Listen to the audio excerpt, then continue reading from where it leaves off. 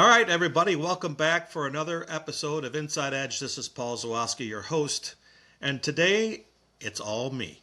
Sorry, but that's the way it's going to be. It's a long monologue, and we're talking about something that I hear so often. It's the old line that, "Oh, gee, we don't have any money to do anything," or we don't have the money to do this particular upgrade. And I'm sorry, folks, but in my opinion, in most situations, it's your own fault. And I'm not saying that to be mean. It just seems like a lot of organizations don't either understand or just know where to go to raise money or how to raise money, or they don't have the drive, or they don't have the dreamers, or there's so many different reasons why a lot of these organizations don't. And so recently, I wrote a little ebook for DuraEdge, and it's titled "How to Make Field Upgrades a Reality: A Guide to Fundraising." And a lot of this is based off of my work that I did with the Little Leagues years ago. But this particular publication, you'll be able to get this if you go to the description of our podcast. You'll see the link there to go to it. It's about a 22 or 25 page little ebook. It's filled with some good information for you, and talks a lot about how I did ours with our Little League. And if you stick around till the end of the show, I'm going to show you what we were able to accomplish at our facility over the course of about 10, 12 years. With the money that we were able to raise. I think it'll kind of blow you away, and hopefully it'll inspire you that, hey, this can be done, and there is money out there. You have to go and get it. So that's kind of what this show is going to be all about today. It's helping give you ideas and information about how to raise money to do field upgrades or facility upgrades, or gain equipment for your ground crew. All those kind of things. So like I said, stick around to the end, and we'll go through a long laundry list of what we did, and some major projects as well. So to start off, like I said, when it comes to raising money especially for field upgrades, it seems like they're the bottom of the barrel for a lot of organizations. They'll think nothing of getting a new scoreboard, or something really splashy, a big backstop, or something like that. But it seems like the field always ends up down at the bottom of the totem pole. It's green, the grass is growing, we can get along with this, and then when it comes time that people are complaining that they need to fix, say, the infield dirt or whatever it is, we don't have any money for that. And then the next thing you know, they're putting in a new scoreboard. How does that work? And why is it that it's so low in priority? I mean, everybody wants safe and playable and easy to maintain ball fields, but you got to pay for it. I mean, it's got to be created as a priority. And so it all starts with, my mantra as always is, you've got to treat your organization like a business and run it like a business. And that's especially applicable to the financial end of that job. So we're going to go through a lot of things. And got a lot of charts to show you, and of course at the end, lots of pictures and show and tell about how successful we were and what we did. So let's get started. So first of all, like I said, we want to treat this like a business. So we want to have our financials in order. When I got involved in our Little League, they didn't even have a budget. They were dealing with a revenue stream of about $150,000 a year. Now, this is back right around 2001, 2002, somewhere in that. Actually, it was a little bit later than that, 2003, I think. And I was like, well, why don't you have a budget? I mean, how do you plan what you're doing and plan for upgrades and things like that? And, the complex was all right, but the field surfaces really needed work. And there were other things about the complex that were kind of dilapidated, and I was originally brought in to help them with a long-range plan. But, in backing up, it all has to do with money. no matter how you look at it, you've got to have the money. And in order to have the money, you got to manage your money. You just can't take it in one hand and spend it out the other and not keep track of it and not know where things are going on. And on top of that, if you're on the board for that organization, it's your responsibility. If somebody comes up and questions you who's a member, you should be able to respond to them, telling them exactly, well, we spend, this much in whatever, baseballs or, whatever they ask. And that kind of questioning, you should have that knowledge. So it's important to track those revenue sources, because once you track those revenue sources, you know where it's going and where you can potentially save money and move that money over to saving up for different projects. So I want to bring up graphic number 1 first here, and what this graphic is kind of the budget, or I should say, it's not the budget. It's what the actual costs and revenue were for the years that I was involved in the league. Now, I got involved in like 2003 or 2004. I think it was 2004. And they didn't have a budget. I had to develop a budget for them in 2005 for 2006 season.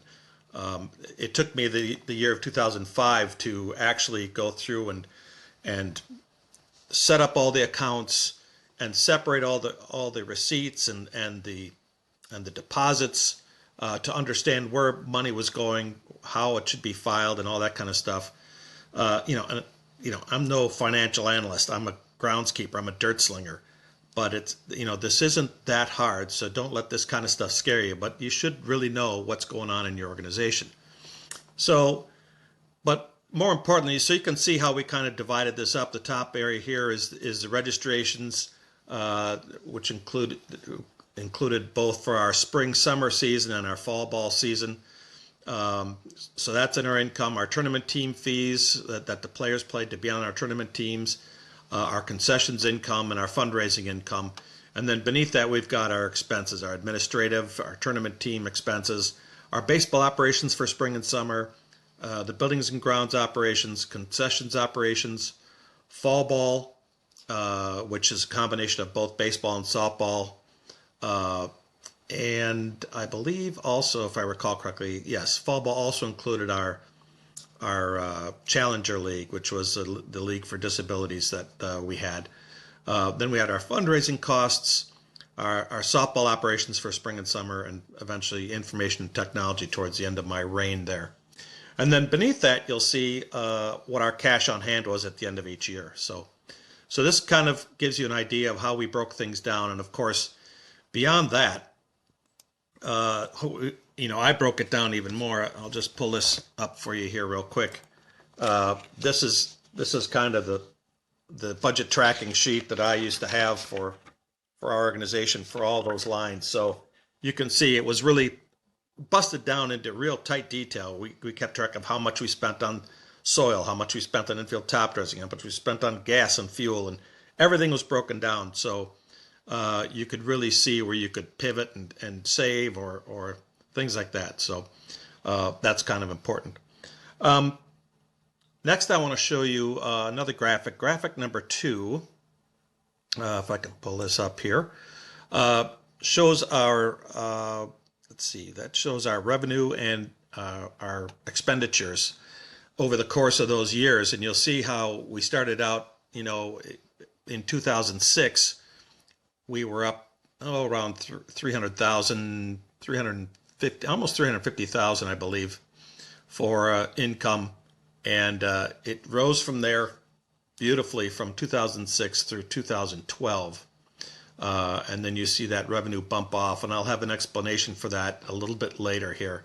And our revenues always were typically below it, except one year you'll see 2014 we were over the top with that.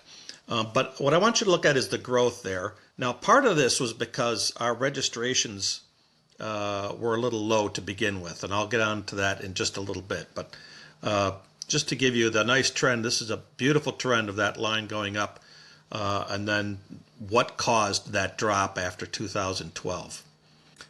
Moving on to graphic number 3, what I did was I took our revenue down, and here you'll notice in this pie shape, this is 2006, our registration revenue was just shy of 50% of our total revenue. And you can see our concessions and our fundraising were each about 25%. That's almost a perfect pie chart of what I'd like to see for an organization as far as revenue is concerned. Now, that will change with depending on your organization, and I'll talk about that here in a minute. Here is our 2006 expenses. And what I'm going to do is I'm going to show you 2006, and then I'm going to show you 2012, where we reached our peak on both of these things here. But here you'll see buildings and grounds had the biggest expenses. Now this cost included both all of our equipment and material costs, as well as our wages for our crew that we had. We had a paid staff that maintained the field, running from, usually they started in April 1st, and they finished up usually about the midway through November at the latest. So at the time in 2006, that was our biggest cost center, with concessions and baseball operations following closely behind that. As we move on to graphic 3, this is now 2012, so this is, 6 years later.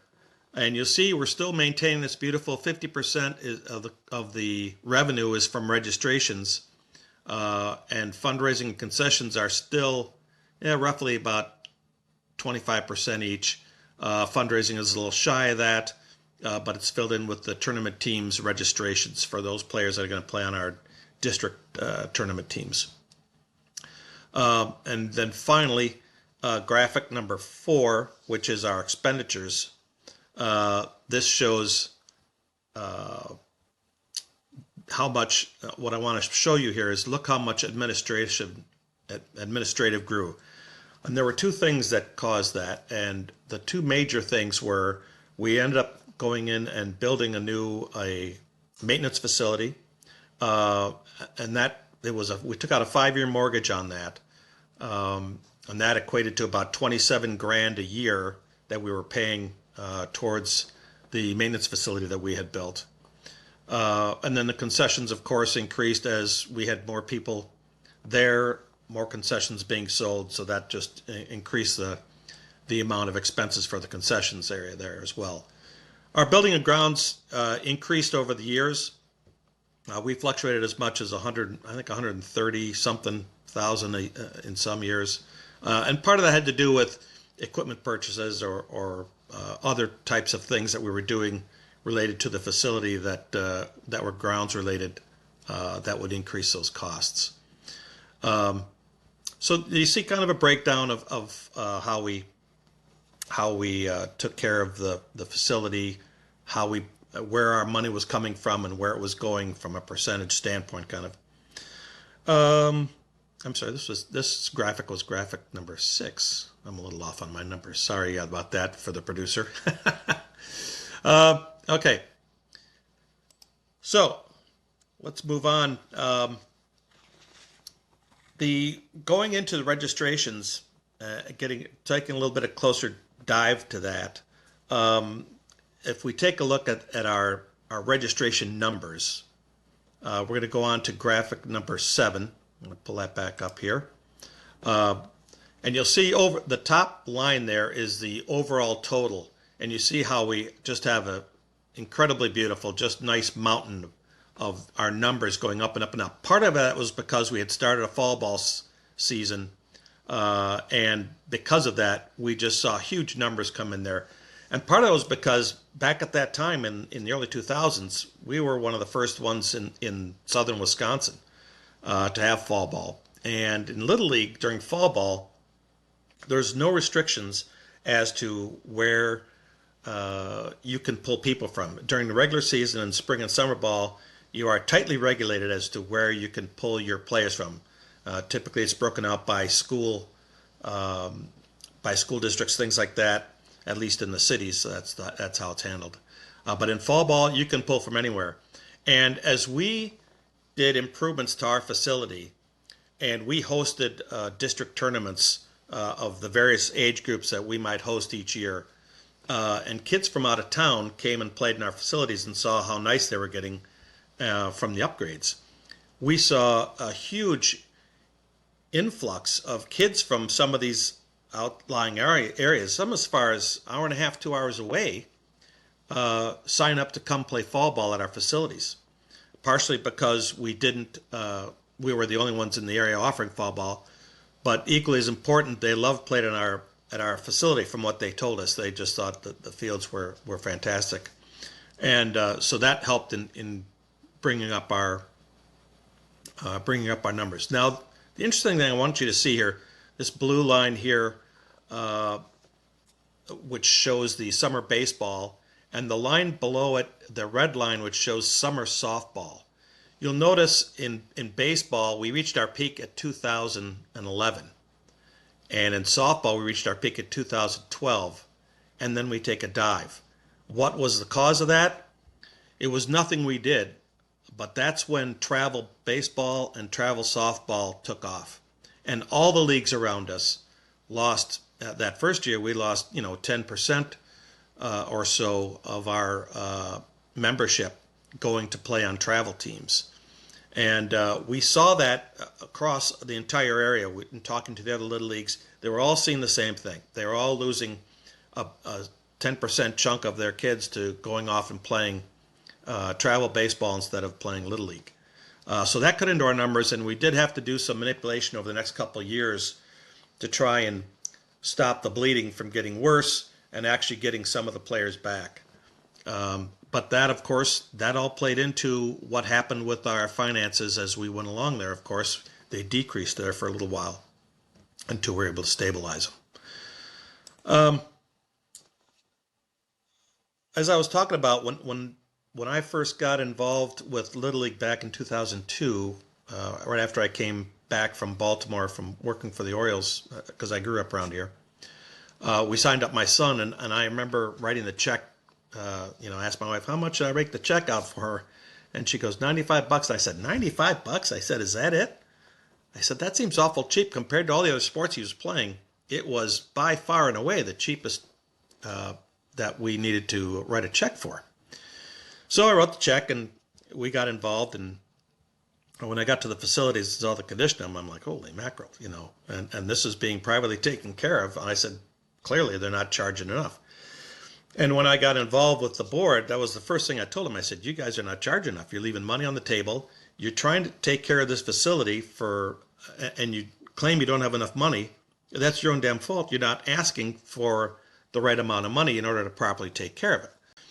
And they said, well, Little League likes us to keep our costs, or the cost of our operation, or the registrations down. And I said, well, Little League doesn't care. They get money from TV contracts. I said, but you have to take care of your facility, and you have to provide a safe and playable playing field. And so I pushed on that for the first couple of years. And, we slowly started to raise the registrations up, and we never got complaints. And as we moved along, the board got a little more brave about how much they raised them up each year to get our revenues up where they needed to be to keep the fields the way we wanted them to be. And so, like I said, I think we started out $95 in 2002. By 2016, which was my last year being involved, we were up at, for the summer season, we were up at $205 for the spring-summer season, and it was a little bit less for fall ball. So that brought, obviously, quite a bit more revenue in, and we were able to take care of the field the way we wanted it, along with, of course, all the other ways that we raised fundraising, which I talk about. Now, one thing that people would say is, well, but what about the kids who can't afford to play, what we call scholarship kids? Well, excuse me, with the increase in revenue that we had no problem covering the costs of kids who couldn't afford, their families couldn't afford to pay to allow them to play. And so we bought them in. But one problem that we discovered with time, if we just gave them a free ride, kids would come in, they get assigned to a team, and they'd come for one or two games, and then they'd just stop showing up. Well, that kind of created problems with some teams because they might end up being short on players. So we changed our policy a couple years down the road after that, and actually had the families pay just a minimum amount just to have some skin in the game. And I think, if I recall, I think it was like $20. It wasn't any huge amount, but it definitely did change how those players acted. Then once they had a little bit of skin in the game, then we had no problems with no shows showing up. So something to think about. But by increasing that revenue, we were also able to take care of kids really easily and allow them to come to play in our organization. And so now, if you're an organization where you need to, you're playing at a recreational facility where you don't have control of the facility, you don't have to do anything to the facility, but it's your only way of raising money to a certain degree to pay for your operations, then your registration fees need to cover that entire cost. If you have your own operation like we do, we had our own facility, 3 fields, then what we try to do is keep our registrations paying for half the cost of the operation, and the rest we raise through other ways, concessions, fundraising, all those kind of things. So that's how we try to do it, because we don't want to make the registration cost too exorbitantly high either. We want to be able to attract people, and so that's what we did. So, but I just run across so many organizations that just fall short and not ask for the right amount of money to pay for their kids to play in their organization, and that's gonna have problems as far as maintaining those facilities if you're not getting the right amount of money in there. So that kind of covers registrations. If you own your own facility, try to have 50% of your revenue come from registrations. The rest, let's get from other areas to fill in there. If you're using a municipality and you don't have control of it, and it's the only way that you get money, then you're going to want to charge whatever it's going to cost to run the total operation. You're going to have to break that down into what your registration costs are going to be. So that brings us to the next big revenue seeker. Once you get past registrations, there's only a couple other places where you can really pull in the money, and the first one, of course, is concessions. Now this is where, as I told our board, you've got to think. Your organization has to think like a Major League Baseball team does. Okay, you've got people captured in that park of yours. What are you going to do? They've already paid their registrations. How are you going to pull more money out of them? How are you going to get more money to cover your operations and continue to improve your facility? And concessions is a biggie. And I've been to a lot of little parks and things like that, and it's funny to me that you can tell the places that are going to struggle to pull in a lot of money from concessions, because they'll have the bare basics there. They have the hot dogs, popcorn, soda, that kind of stuff. But it's the organizations that go the next step up, and they've got either a fryer in their concession, or they've got other ways, or they've got a grill outside that they're grilling up meats and things like that. The more you can vary that menu, and the more you can highlight higher end food along with the basic hot dogs and popcorn and stuff like that, the more you're going to draw people in to eat, especially if they're captured in there, if they're on their own site. It's really important. You've got a captive audience. You want to feed them. You want to have them drink lots of things, and you've got to take advantage of that. I mean, that's when I was in Major League Baseball, I remember when we opened Oriole Park, it wasn't always that we didn't always look at how many seats we sold, although we were sold out the first, 7 years we were there, 6 years. And it was always, what was our average concession dollar per seat? It was more important to get a butt in the seat so that they'd buy concessions than how much they paid for the ticket, in other words.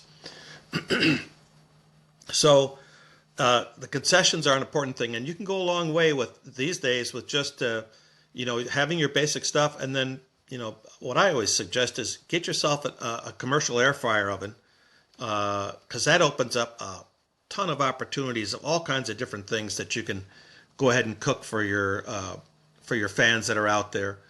I remember when I was at the Little League, our executive director was hell-bent on having fish fries on Friday nights, which was a big thing up here back in the old days, Friday night fish fries. And we didn't have a way to do that until the commercial air fryers came around. It makes it a lot easier now. But the commercial air fryers, they just open up a wide range of menu items that you can get to put in theirs and cook. And what I tell people is, have your basic menu, and then have a couple of specials that you'll run typically, like special burgers or other types of meat or fish fries, or they make all kinds of things that work in an air fryer, and rotate those products around periodically, having those specials, and you'll find certain specials that they're just going to hit. They're going to be a big success. Consider then taking those particular items and putting them on your permanent menu, and that's all it takes is to get people to bring that in. Now, from a revenue standpoint, we typically priced ours at a 50% margin, 50% gross margin. And so by the time you figured everything out with our costs, our actual net margin was typically around 30%, somewhere around there. So if you're doing your job well, 20, 30%, you should easily be able to get on your concession revenue. We also had, for our concessions, we eventually got into the process of having a part-time concessions manager. And in all cases, every one but one of them that we had, everyone but one, was either a Little League mom or somebody associated with the Little League, who was running the concessions, managing the menu, doing the ordering, all that kind of stuff. Part-time work, and then along with that, we had 3 part-time employees who would switch off different nights, not managing, but taking care of the concession stand that night. They'll deal with all the hot foods and things like that. And then we had volunteers from the different fields. Each game, a family from a team had to send one person up there to voluntarily work the concession stand for a 2-hour shift. And if they didn't want to do that, they could buy out. That was another revenue generator. If they didn't want to do their share of concession volunteering, they had to buy their way out. It was $100, or I think it was up to $150 by the time I left. And there are people who are going to pay that because they don't want to have to do it, and that helps to fund, obviously, having those concession employees in there. But you got to have some there so that you can staff it ideally, and also deal with the more dangerous things of the hot products that you don't want the volunteer to have to handle. So those are the kind of things. And I'm going to pull up graphic 8. And graphic 8 shows us a couple things. First, the blue columns there represent our revenue per registrant each year from 2003 through 2015. You can see that trend line there, that dotted trend line, just shows that beautiful climb up as we were making more revenue per registrant each year as we went along. There was a big jump there between 2004 and 2005 when we raised the registration costs quite a bit. It wasn't huge, but it was enough that it made a big difference. But that's what you want to have. You want to have, we found that raising our registration costs, $5, $10, $15 a year, somewhere in that range each year, was less painful than if you do a big $25, $50 jump each year. But down below that in the green, you can see the concession revenue per child as we took that and averaged it out over the total concession revenue for the year. Fairly consistent, but you see an increase there towards the end.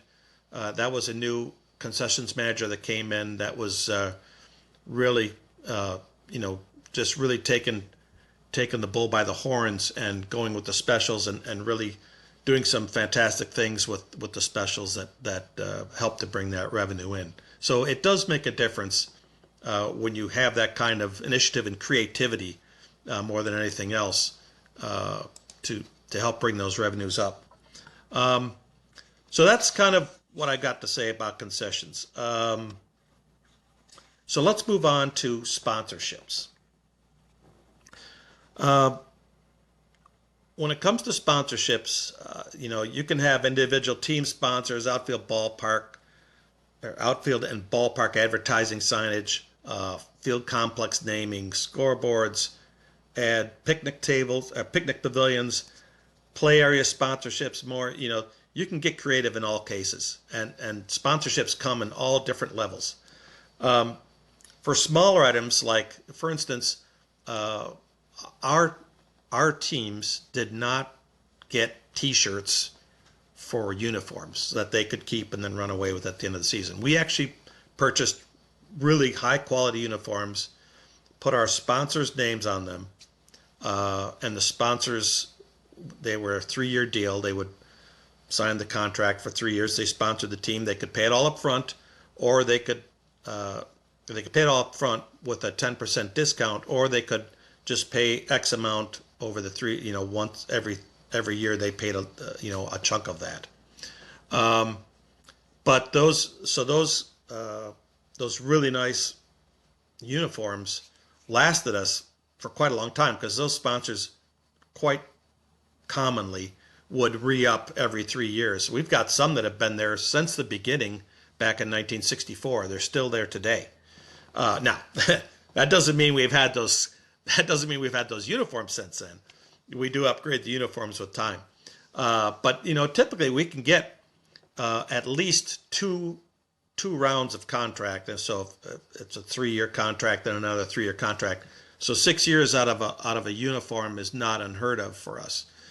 And of course, by doing that, you save money, because when you have to buy the uniforms the first time they sponsor, that pretty much eats up the first year's contract that they pay for sponsorship, and then the second 2 years is money that you have to do with what you want to do. So in a 6 years, you pay that money the first year of that sponsorship and buy those uniforms. You got 5 years of that money coming in, and that can go into anything you want. Excuse me. So that's what we did with our uniforms. We didn't go with just the cheap T-shirts. That actually ends up being more costly. I think, if I recall, we did change that for fall ball later on after several years of fall ball, and the reason that was because it's a 4-week change time from the end of summer ball to the start of fall ball, and sometimes turning around and getting those uniforms back, you got really close in timing wise to be able to hand those out. So we decided to switch to T-shirts towards the end of my time there for fall ball season. So for small items like that, team names, uniforms, advertising signs on the outfield wall, what other kinds of short things things of that nature. That's what we did. A 3-year contract, 10% off if you paid it up front, and otherwise we split the payment in three segments, and they paid it each time. The next larger sponsorship were things like scoreboards, playgrounds, things of larger proportion that weren't going to be something that you would break down into a smaller contract. These are things like, for instance, scoreboards. They're electronic. They're going to wear out. When I first got there, one of the fields still had an old scoreboard where they were hanging numbers, and the numbers were so brittle and old they were breaking apart. And the other 2 scoreboards were old old scoreboards with non-LED lights on them. It had the old incandescent light bulbs. So they were pretty old as well. And so we decided to upgrade all of the fields to LED light boards, LED light scoreboards. And we got sponsors for all three. And each of those sponsors paid fully for the board. And they got, with that, the contract was the length, the I think it was 8-year contract for the naming on the scoreboard. Because typically electronics, some of these electronic scoreboards nowadays, the brains go over the course of 8 to 10 years, and you've got to look at possibly replacing them after that time with changing, the rapidly changing advancement of electronics. So that's what we did with those. So those kind of things are a little bit longer term. Our playground was not sponsored. We could have sponsored that, but we decided against that, and I forget the reason why that was. We did upgrade our playground, as you'll see at the end here, as seeing some of the pictures. But it's things like that deserve a longer contract to be able to attract people to sponsor that upgrade for your facility. Finally, you've got the really big ones, the overall complex names, things like that. Picnic pavilions. What else could you lump in there? I mean, you could be naming fields, stuff of that variety. These are things that typically are going to be 15 to 20-year deals, based on cost. And in that situation, it's best to solicit to businesses or families that truly have a connection in your community. They're gonna have the wherewithal to want to see this thing through, and they want it to reflect on their name or their business, and this requires certainly, because of the longevity of this deal, it's probably going to require some considerable amount of negotiation at times, but they can be very, very fruitful. And typically, you're not going to get that money all at once. That's going to be something where you're going to usually have some type of a sliding rule, where they'll pay a bigger amount up front, and then over time they're making smaller and smaller payments as years go on. We did do that with our picnic pavilion. That was I want to say it was a 15-year contract that we did, and that was a sliding scale, starting out big and working its way down. It worked really well. Turned out that it was a gas station, not just one gas station, but it was a local. What's the word I'm looking for? A local gas station brand that had stations all around south central Wisconsin, and it turned out they sold to another bigger gas station business about the last third of that contract. So we got what we could out of it, but it worked out for us, and it turned out really nice. So that's the bigger, larger fundraisers. The ones where you can really engage your membership in, the smaller events, buying engraved bricks to put up on a wall or on a walk in the facility, bowl-a-thons, golf, fishing, archery, shooting tournaments, car washes, movie nights, hosting baseball or softball tournaments, renting fields to travel teams, which is a big need for practices, staffing concession stands at local college facilities, and getting a percentage of the take from that. These are all great ways to give everyone a sense of contributing to the organization. And you also want to treat those types of events as a recruiting tool for recruiting new kids to come into the organization. Or things like we did a bowl-a-thon every winter. Wintertime, nobody's doing anything, and it's cold outside.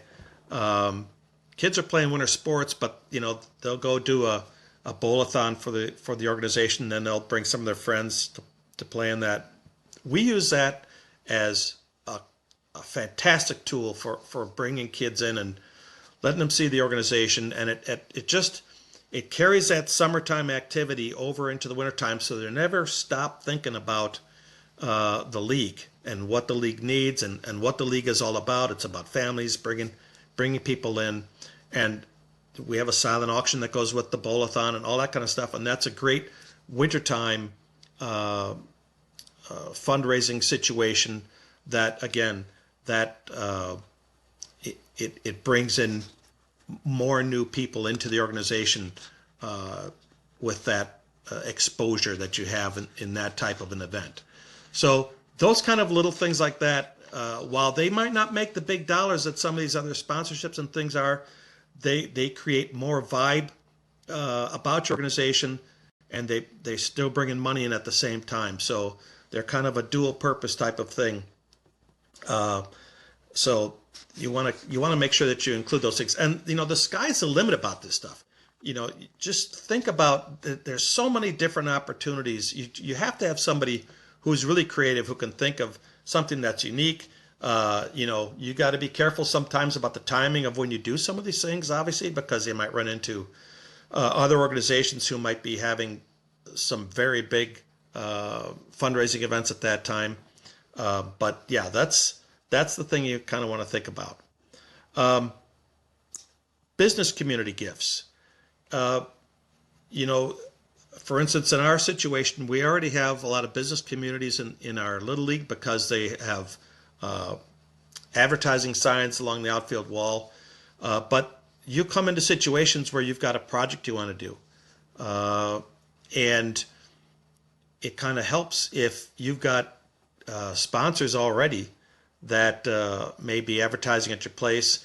Can they help by contributing some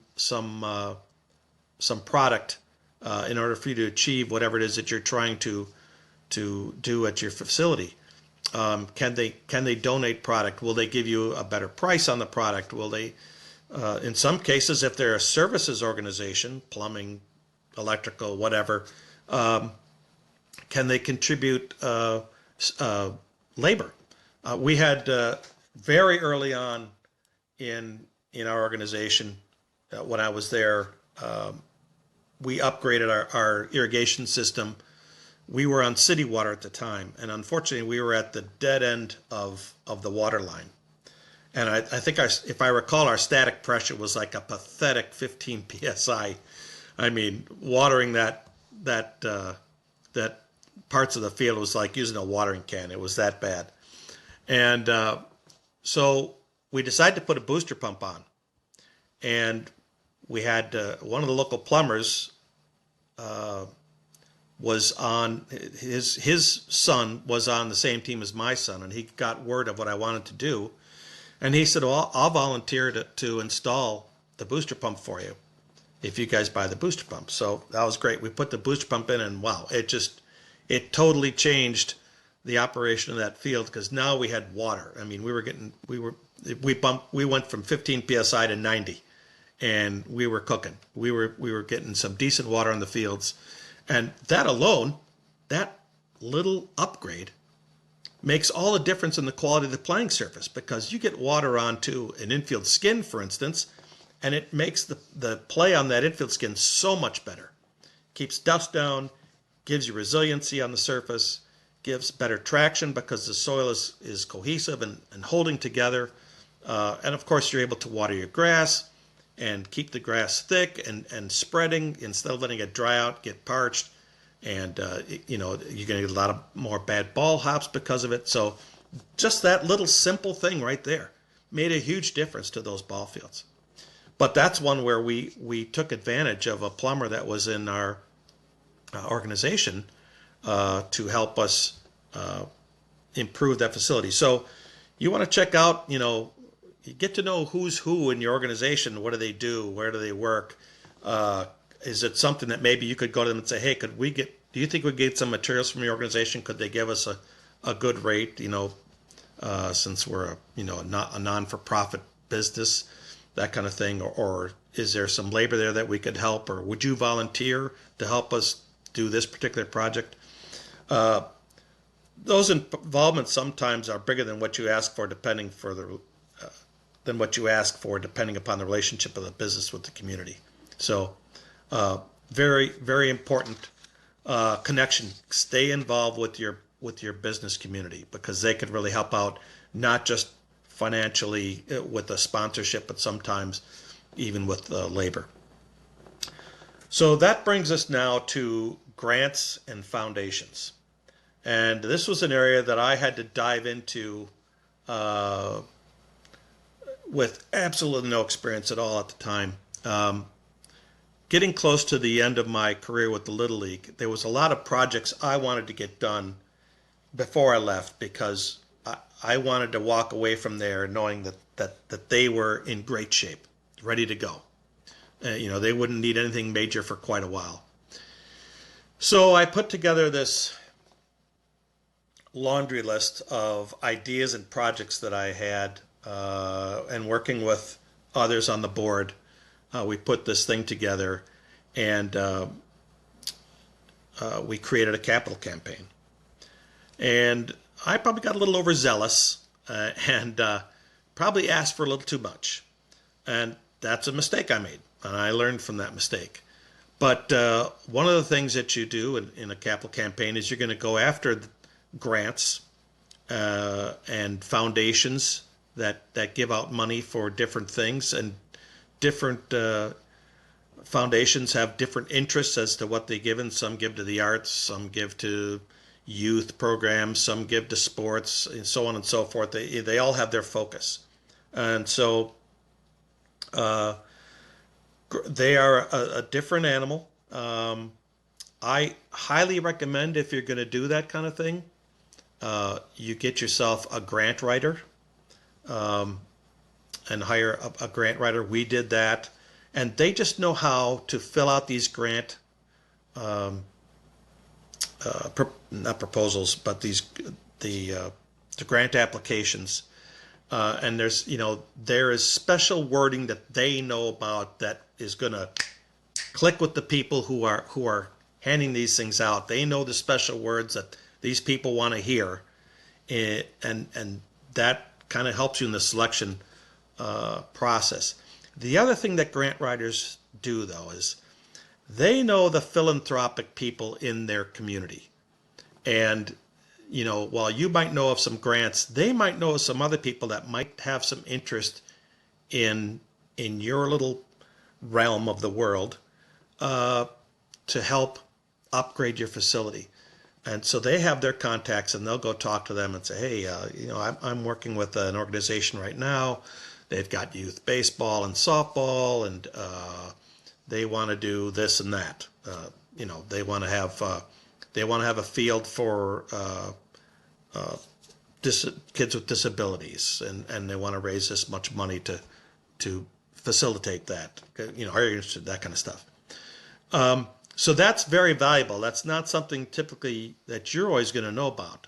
The other thing is, when you're working on big campaigns like that, you also want to make sure that your board is fully on board. You need participation from everybody in the board, and make sure that they're all pushing towards the same thing. If you got one guy on the board saying, "Oh yeah, I don't think this is going to fly," we don't think this is going to happen because there's just not enough interest, blah blah blah. That doesn't help, having a bad cheerleader.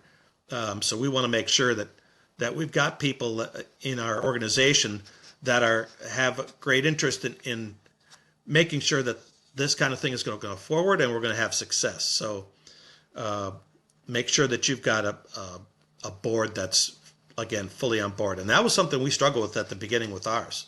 We had to kind of read them the riot act a little bit, and eventually they all came on, and they all got interested. Now, another place that I want to steer you towards is Little League International has a great place on their website dealing with grants, and they can take you to a lot of different places where you can find grants in your region. If you go to littleleague.org/grant-resources, we'll have the link to that in the description of this podcast. But if you go to that site, as you'll see on here, it's just a fantastic site, and I literally fell upon this thing. I wish I'd had this back when I was dealing with it. But you can go to national grants and pull it up, and it'll show you the national grants that are available at this time. Or you can go state by state, and if you click on that, you'll go in and you can pick the state you're in, and it'll list the grants that it knows of in that region at that time. And it'll steer you to where to go on that. Usually you can just click on it. It takes you to the site. And, most of these are going to have time frames that they're open for submitting applications. But it's a great site. But more importantly, there's an FAQ section there to answer common questions that you have. And there's grant writing tips. Read through all that stuff because it's very valuable, very well done. I was really impressed with this. So make sure you check into that. And then one thing else I want to show you, yesterday, day before yesterday, I got an email, and I've gotten this the past, 4 or 5 years. But Kubota also has their Hometown Proud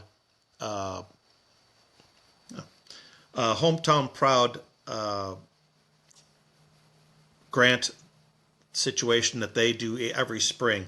I'm going to read this to you. If you or a nonprofit could transform a community project with $50,000 and a Kubota dealer as a dedicated partner, what if it were as simple as filling out a form and sharing the project's vision? So what they're doing is they award 10 grants of $50,000 each, $25,000 in cash plus $25,000 equipment voucher to nonprofits for community projects that will make an impact in their hometown. And this could be, if you're a nonprofit, a nonprofit, 501c3, you can go in and submit for this. And if you go to, let's see here, I believe I had it on here. Go away. I hate phones.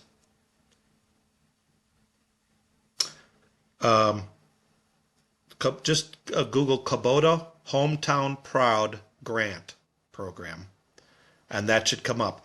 Now, applications are open right now. You have from April 1st to May 7th to apply. But that's just another one. And of course, it's Kubota equipment too. I mean, we bought a Kubota tractor out in our facility when I was out there, but that just came across to me. And I've been getting those for, like I said, they've been doing this for 4 or 5 years. So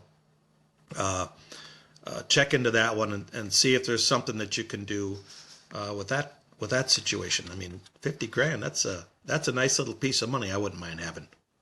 I could use that out here on my property. So let me get my notes straight here. One thing I will say, when I did the capital campaign, one thing I realized, first of all, it was too big in my situation. I asked for too much. And the problem with that is, you got to walk up that mountain as you raise that money. And we got a ways up there, but we had a really big foundation that was going to give us several $100,000. But in order to do that, we had to reach a certain point in our fundraising. And we failed to reach that point. And, a lot of these foundations, if you don't match that, if you don't meet their requirements, they take that money away. And so what I learned from that, it was that you need to, I think it's better to break your projects into smaller projects that you can easily attain. Because for one thing, when people are donating money, they want to see progress. And if they donate money and then it sits there and sits there and sits there while you're trying to climb up this mountain, it's tough to get people motivated to give money further. If you break these into smaller projects and you can achieve projects at a time, you're always able to point at progress. And pointing at progress is the best way to continue to keep money flowing in on these projects like this. So my advice from running a capital campaign, don't get too pie in the sky, don't get too big, don't make my mistake, and keep those projects at a smaller level. And I think you'll have much more success at achieving those kind of things. But there's nothing better than progress. Showing people when something new is done, and they can see how it has raised up the facility to the next level, it's easier to get money from those people for the next project and the next project. So that's the key. Keep them small and just keep them moving. If you've got a big list of things, just keep knocking them away one at a time instead of building everything into one big, gigantic job. As an organization, your communication skills will be crucial. So don't underestimate how important it will be to refine your message. Be graceful with your asks when you go out to ask for donations from people. Be accepting of their responses, whether it's positive or negative.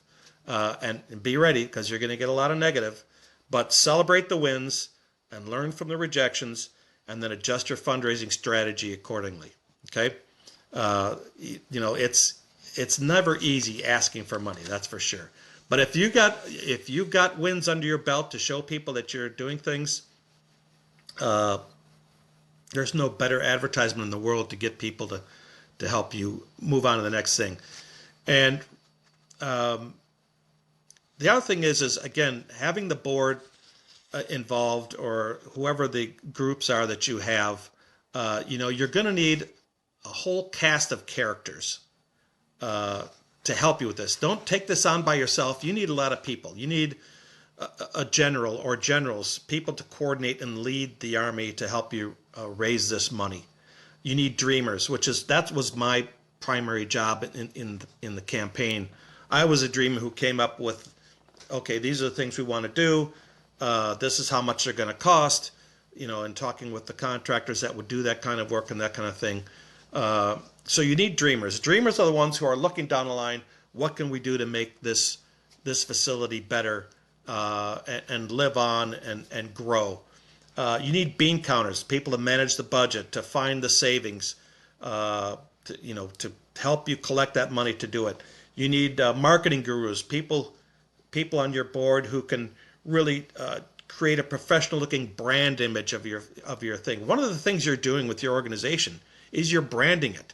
And that's one of the most important things you can do, is brand your organization, and then create excitement around that brand. So you're going to need some people on that board who can do that. They don't have to do it professionally. They just have to know how to raise the interest of people around there. You need circus barkers, people who can go out and spread the word throughout the business community to drum up support and sponsorship.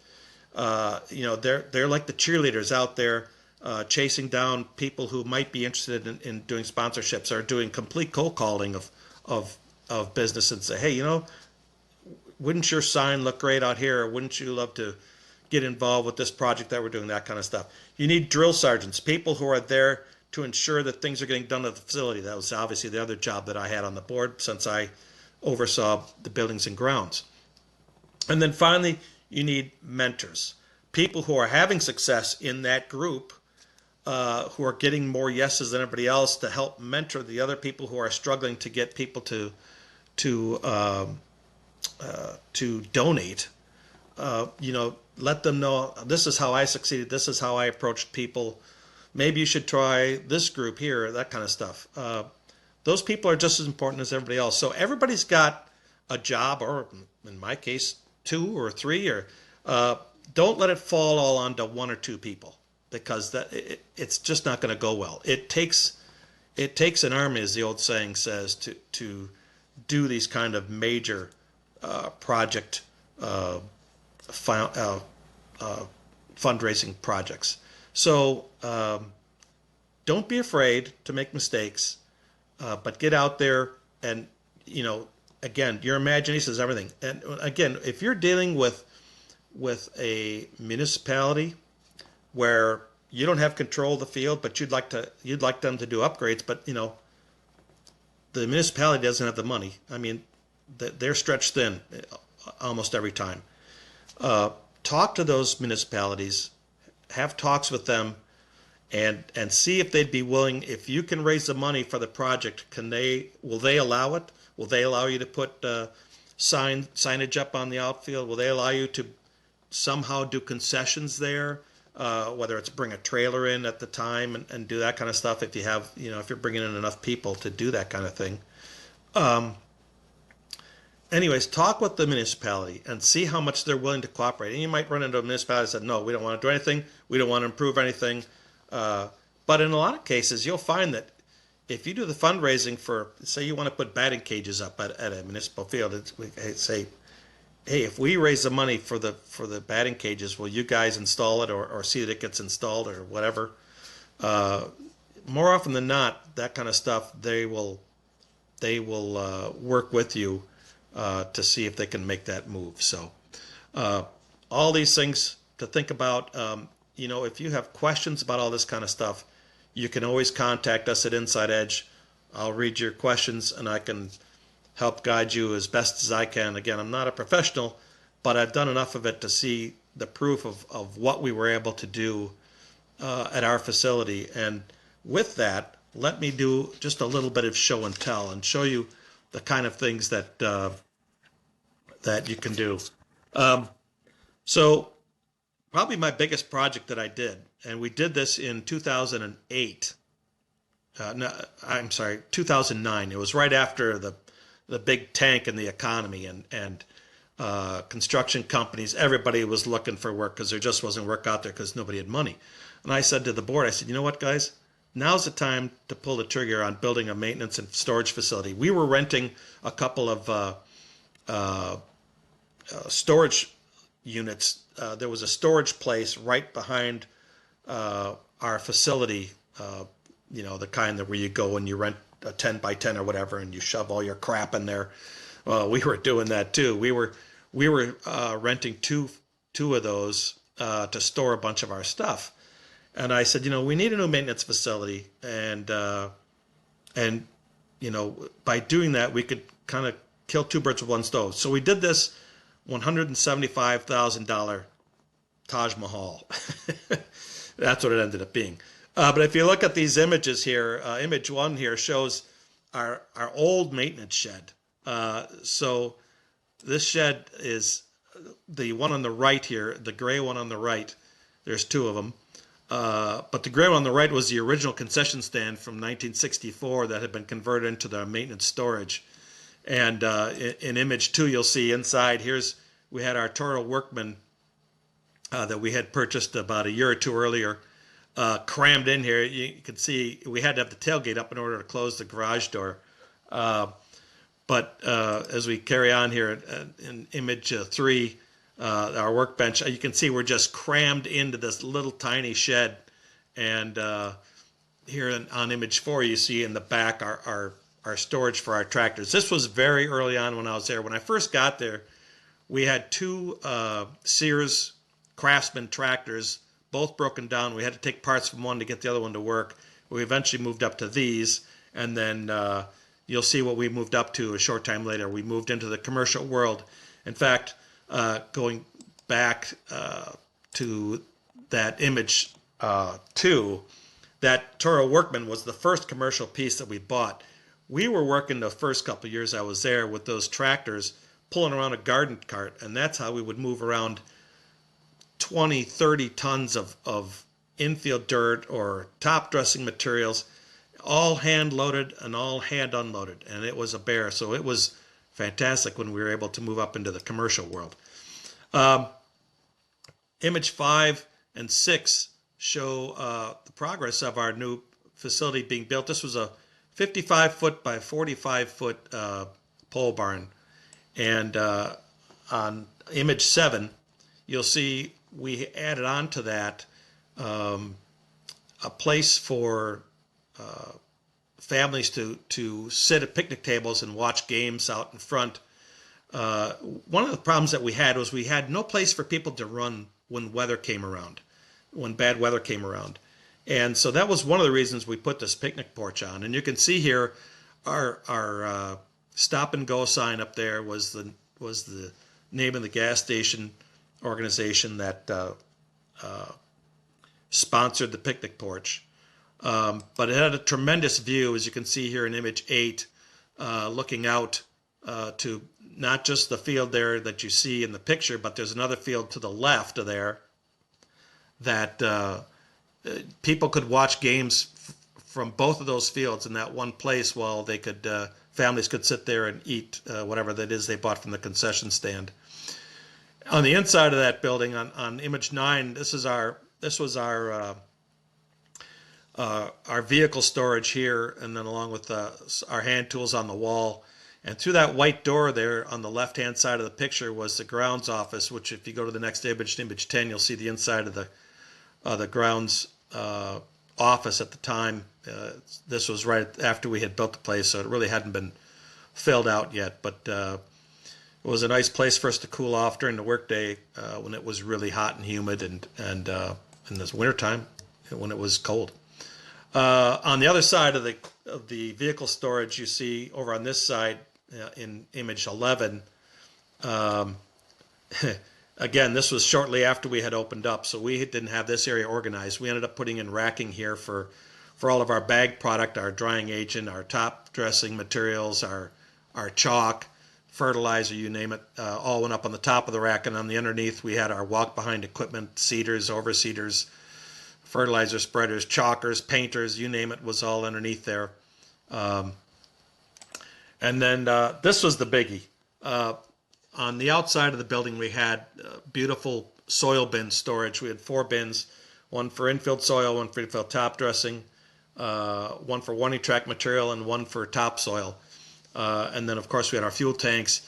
Before, we used to have to dump we didn't have a fenced-in area, and we would dump our soils on the ground there. And, you know, kids will be kids. They see a pile of dirt. Hey, let's jump on it and play on it. And our mountain would turn into a very shallow pimple by the end of the season, full of army men and toy trucks and all kinds of other stuff that was lost in there.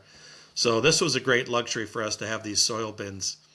And then some other areas that we had in there was in image 13. This is our mailroom and game day storage for during the season, where we communicated with our coaches this way in the mailboxes, and we stored game day equipment in there like batting helmets, pitching machines, all that kind of stuff was in there. And then in image 14, you'll see our bigger storage area for all of our uniforms and equipment during the wintertime after it all came back from the teams was all stored in this room here. We didn't have all the shelving built out in here yet, but you kind of get an idea of what we had. And this replaced the storage lockers that we had down below in the facility next to us. That was a storage locker place. Other things that we did besides that massive $175,000 facility. By the way, as I said before, we did that. That storage facility was a 5-year mortgage. We put $40,000 down when we built it. That was a major moment for our league when we finished paying that off. There was a lot of pride in what we were able to pull off with that. You know, $27,000 a year you had to come up with for 5 years for mortgage payments, and we felt pretty confident that we could do it. But there's always that that point of unsureness as to whether you're going to pull it off. But that was a big motivator when we finished that, and a lot of pride. Image 15 shows one of our 2 new backstops that we had put in. The original backstops from 1964 were rusting out. We put these in. They were a combination of 10-foot high chain link and then 20 feet of netting. This netting was dropped down during the winter and strapped in. It was a huge upgrade from what we had, and did a much better job of protecting people compared to the old backstops that we had.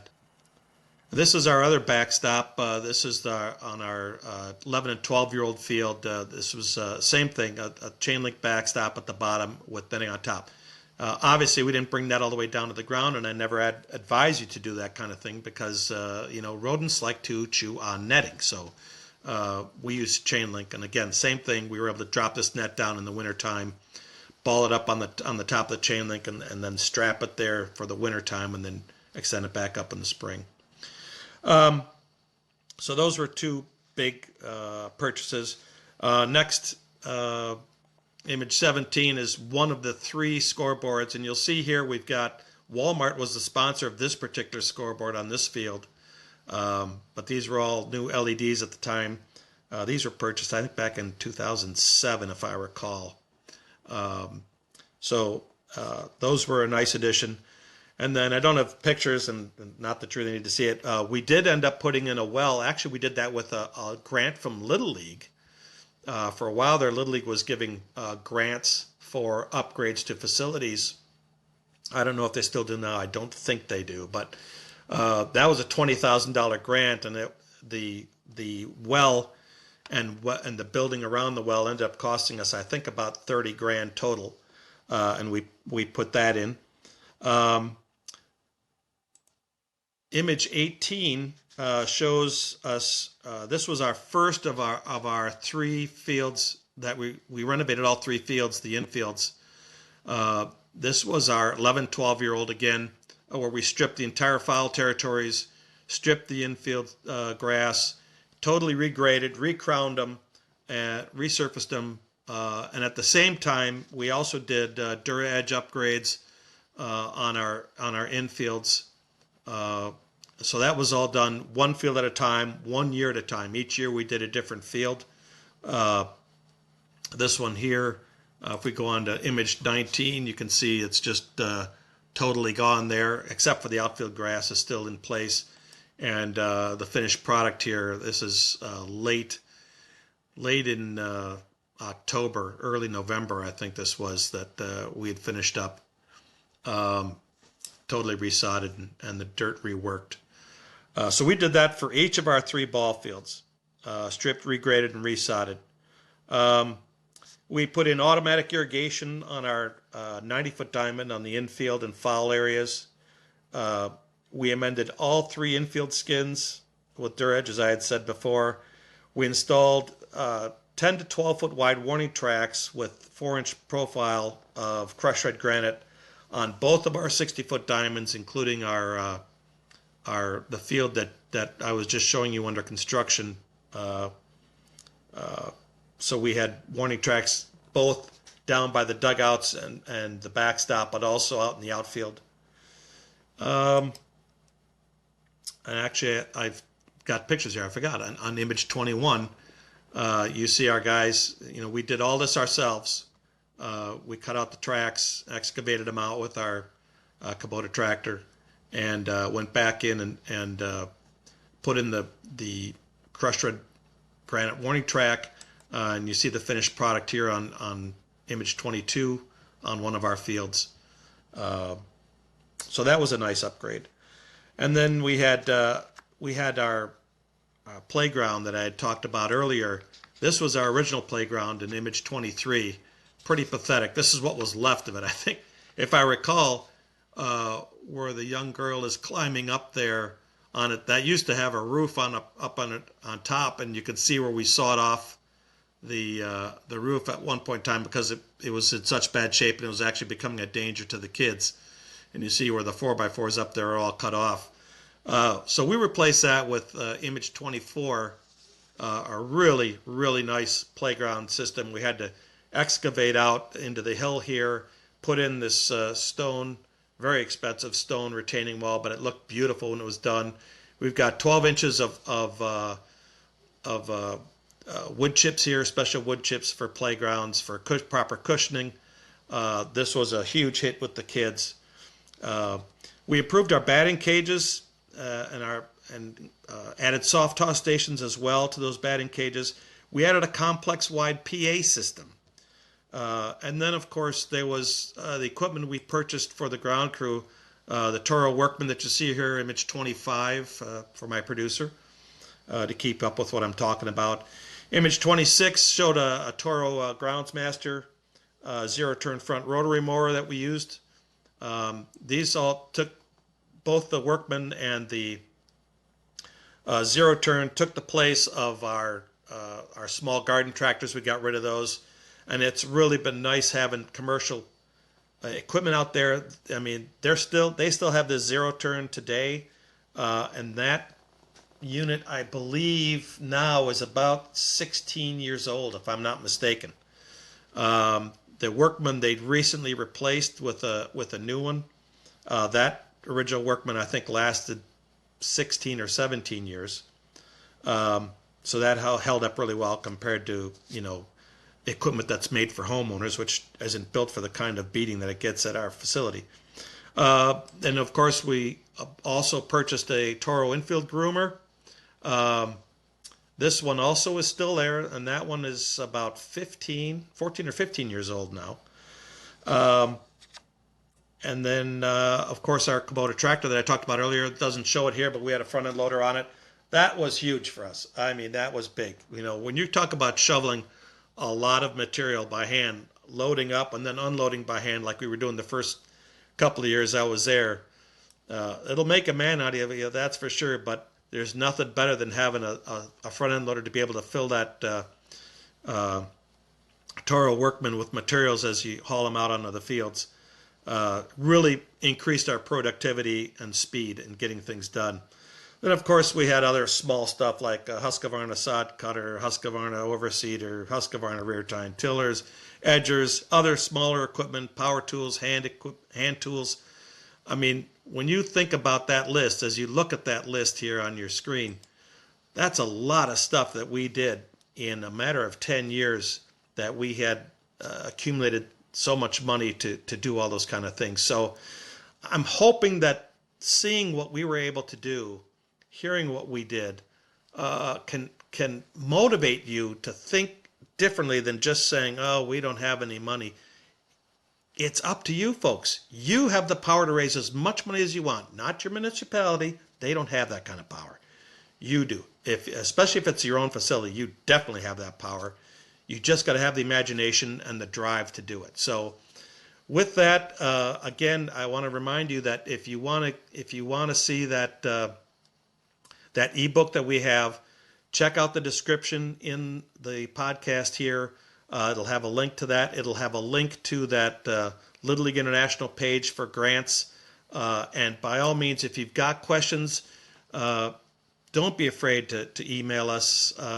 Again, our email is also in the description there that you can email, and I am the one who will be answering those if you've got questions about this kind of stuff. So all I can say is good luck to you. Hope you have a great season.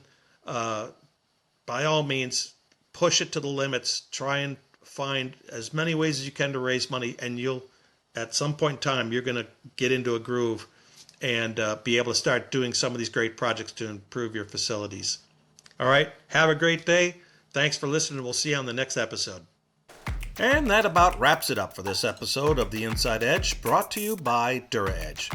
Whether you're maintaining a local recreational ball field or something bigger, we're here to help you on your journey to create better playing, safer, and easier to maintain ball fields.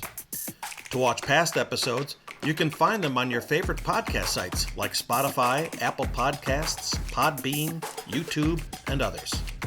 If you have any questions or topics you'd like us to cover, leave a comment or send us an email at insideedge@duraedge.com. Be sure to follow @DuraEdge Products on social media for more tips and insights. And with that, I bid you adieu. We'll see you on our next episode.